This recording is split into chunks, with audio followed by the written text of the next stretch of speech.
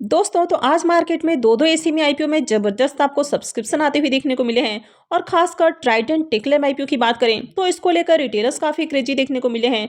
तो चलिए जानते हैं कि आज ये दोनों आईपीओ कितना सब्सक्राइब हुए हैं और इनमें आपके अलॉटमेंट चांसेस कितने हैं। तो इससे पहले कि मैं वीडियो को शुरू करूं, अगर आप इस चैनल पर पहली बार विजिट कर रहे हैं या फिर आपने चैनल अब तक सब्सक्राइब नहीं किया है तो चैनल को सब्सक्राइब कर लें और साथ में वीडियो को भी लाइक कर दें। सबसे पहले बात कर लेते हैं सुप्रीम पावर इक्विपमेंट आईपीओ के बारे में। तो आईपीओ 26 दिसंबर को यानी कि आज क्लोज हो चुका है। आईपीओ में बुकिंग प्राइस 65 रुपीज़ है और आईपीओ में 2000 शेयर्स का लॉट है। आईपीओ के साइज की बात करें तो आईपीओ 46.67 करोड़ का है, यानी कि ये भी बहुत बड़ा आईपीओ नहीं था। तो चलिए इसके फाइनल सब्सक्रिप्शन देख लेते हैं कि आईपीओ अपने आखिरी दिन कितना सब्सक्राइब हुआ है। सुप्रीम पावर इक्विपमेंट के फाइनल सब्सक्रिप्शन को देखें तो आईपीओ अपने आखिरी दिन 262.60 टाइम सब्सक्राइब होते हुए देखने को मिला है। QI20 पोर्शन में आईपीओ को 88.98 टाइम सब्सक्राइब किया गया है। HNI पोर्शन में 489.10 टाइम और रिटेल पोर्शन में आईपीओ 264.48 टाइम सब्सक्राइब किया गया है। तो यहाँ पर देखें तो आईपीओ में काफ़ी अच्छे सब्सक्रिप्शन आते हुए देखने को मिले हैं। अब यहाँ पर रिटेलर्स की ओर से लगने वाले बिडिंग को देखें तो रिटेलर्स की ओर से आईपीओ में 57 करोड़ 86 लाख 88 हज़ार इक्विटी शेयर्स के लिए बोली लगती हुई देखने को मिली है। लेकिन यहाँ पर बात करें तो 50% से भी जो ज़्यादा बोली है वो कट ऑफ प्राइस के ऊपर आती हुई देखने को नहीं मिली है। अब यहाँ पर 57 करोड़ 86 लाख जो शेयर्स के लिए बोली लगी हैं, इसमें से बात करें तो 28 करोड़ 55 लाख जो शेयर्स के लिए बोली लगी है वो कट ऑफ प्राइस के ऊपर देखने को मिली है। और बाकी के जो रेस्ट 29 करोड़ से ज़्यादा बोलियाँ हैं वो बिना कट ऑफ प्राइस के ऊपर ही आई हैं। तो जिन्होंने भी आईपीओ में बिना कट ऑफ प्राइस को सिलेक्ट किए हुए रिटेल पोर्शन से अप्लाई किया है तो ऐसे में उनके एप्लीकेशंस कैंसिल हो सकते हैं। तो यहाँ पर 50% जो एप्लीकेशंस है वो देखें तो बिना कट ऑफ प्राइस के ऊपर आती हुई देखने को मिली है। तो ऐसे में बात करें तो आईपीओ में जो आपको रिटेलर्स की ओर से बोली लगती हुई देखने को मिली है वो घटकर 160 गुना करीब हो जाता है। तो इसका मतलब है कि हर 160-61 में से किसी एक को आईपीओ में अलॉटमेंट मिलने वाली है। तो अगर आप आईपीओ में अप्लाई कर रहे हैं और रिटेल पोर्शन से अप्लाई कर रहे हैं तो आपको कट ऑफ प्राइस को सिलेक्ट करना जरूरी होता है।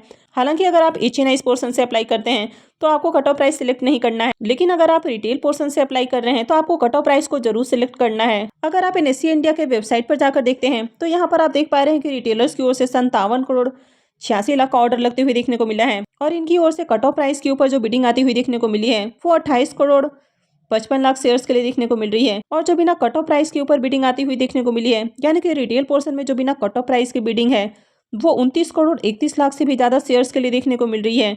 तो अगर आप आईपीओ में अप्लाई कर रहे हैं और रिटेल पोर्शन से अप्लाई कर रहे हैं तो आपको कट ऑफ प्राइस को जरूर सिलेक्ट करना है। अब सुप्रीम पावर इक्विपमेंट आईपीओ के प्रीमियम की भी बात करें तो जहां मॉर्निंग में इसका प्रीमियम 60 रुपीज़ के ऊपर देखने को मिल रहा था वो दोपहर से ही बढ़कर 66 रुपीज़ के ऊपर ट्रेड करने लगा। तो ग्रे मार्केट के अंदर इसमें काफ़ी ज़्यादा डिमांड आती हुई देखने को मिली है और इसके प्रीमियम काफ़ी तेज़ी से बढ़ते हुए देखने को मिले हैं। आईपीओ में लॉट साइज की बात करें तो 2000 शेयर्स का लॉट है। इसका मतलब है कि आईपीओ से 1,32,000 रुपये का प्रॉफिट हो सकता है। अगर इसके प्रीमियम को भी देखें तो इसका प्रीमियम 101% से भी ऊपर ट्रेड कर रहा है। तो जिस तरह इसके प्रीमियम में आपको तेज़ी देखने को मिल रही है तो ये आईपीओ भी आपको बम्पर रिटर्न बनाकर दे सकता है, यानी कि इस आईपीओ से भी काफ़ी अच्छे लिस्टिंग गेन मिलने की उम्मीद है। तो चलिए अब देख लेते हैं ट्राइडेंट टेक्लैब आईपीओ को। नेक्स्ट आईपीओ है ट्राइडेंट टेक्लैब आईपीओ। ये आईपीओ भी आज क्लोज हो चुका है। आईपीओ में बुकिंग प्राइस 35 रुपये है और लॉट साइज 4000 शेयर्स का है। आईपीओ के साइज़ की बात करें तो ये आईपीओ काफ़ी छोटा देखने को मिला है, यानी कि 16.03 करोड़ का आईपीओ है और पूरी तरह से फ्रेश इशू का आईपीओ है। तो इस आईपीओ में दो एंकर इन्वेस्टर्स आते हुए देखने को मिले, एक है छत्तीसगढ़ इन्वेस्टमेंट और दूसरा है राजस्थान ग्लोबल फंड। तो दोनों ही देखें तो काफ़ी एसएमई आईपीओ के अंदर पॉपुलर देखने को मिलते हैं और ये आपको जो पॉपुलर आईपीओ होते हैं वहाँ पर पैसे लगाते हुए देखने को मिलते हैं। तो यहाँ पर इन दोनों का ही नाम देखने को मिला है। तो चलिए जानते हैं कि आईपीओ आखिरी दिन कितना सब्सक्राइब हुआ है। आप ट्राइडेंट टेक्लैब आईपीओ के फाइनल सब्सक्रिप्शन को देखें तो आईपीओ के आखिरी दिन में आईपीओ 660.77 टाइम सब्सक्राइब होते हुए देखने को मिला है, यानी कि आईपीओ में बम्पर सब्सक्रिप्शन आते हुए देखने को मिले हैं। अब यहाँ पर कुछ टेक्निकल ग्लिचेज आपको देखने को मिल रहे हैं, इसके कारण यहाँ पर देखें आप तो यहाँ पर आपको माइनस देखने को मिल रहा है। हालांकि देखें तो आईपीओ बहुत ज़्यादा ओवर सब्सक्राइब होते हुए देखने को मिला है। QI20 पोर्शन में आईपीओ 117.91 टाइम सब्सक्राइब हुआ है। HNI पोर्शन की बात करें तो यहाँ पर जबरदस्त सेक्शन है और आईपीओ 854.37 टाइम सब्सक्राइब हुआ है। और अगर रिटेलर्स की बात करें तो रिटेलर्स आईपीओ को लेकर क्रेजी देखने को मिले हैं, यानी कि 1000 गुना से भी ज़्यादा आईपीओ सब्सक्राइब होते हुए देखने को मिला है। और रिटेल पोर्शन में आईपीओ 1059.43 टाइम सब्सक्राइब हुआ है, यानी कि रिटेल पोर्शन में रिकॉर्ड तोड़ सब्सक्रिप्शन आपको देखने को मिले हैं। और यहाँ पर देखें तो आईपीओ रिटेल पोर्शन में 1000 गुना से भी ज़्यादा सब्सक्राइब होते हुए देखने को मिला है। और अगर इसमें आने वाले बिडिंग को भी देखें तो यहाँ पर 163 करोड़ से भी ज़्यादा ऑलमोस्ट 164 करोड़ शेयर्स के लिए बिडिंग आती हुई देखने को मिली है। लेकिन यहाँ पर भी सेम गलती हुई है। यहाँ पर 80 करोड़ जो शेयर्स के लिए बिडिंग आई है वो कट ऑफ प्राइस के ऊपर आती हुई देखने को मिली है, जबकि 83 करोड़ शेयर्स के लिए जो बिडिंग आई है वो बिना कट ऑफ प्राइस के ऊपर ही देखने को मिल रही है। तो ऐसे में यहाँ पर भी 50% जो एप्लीकेशंस हैं वे कैंसिल हो सकते हैं। अब अगर आप रिटेल पोर्शन से आईपीओ में एप्लीकेशंस लगा रहे हैं तो आपको कट ऑफ प्राइस को जरूर सेलेक्ट करना है।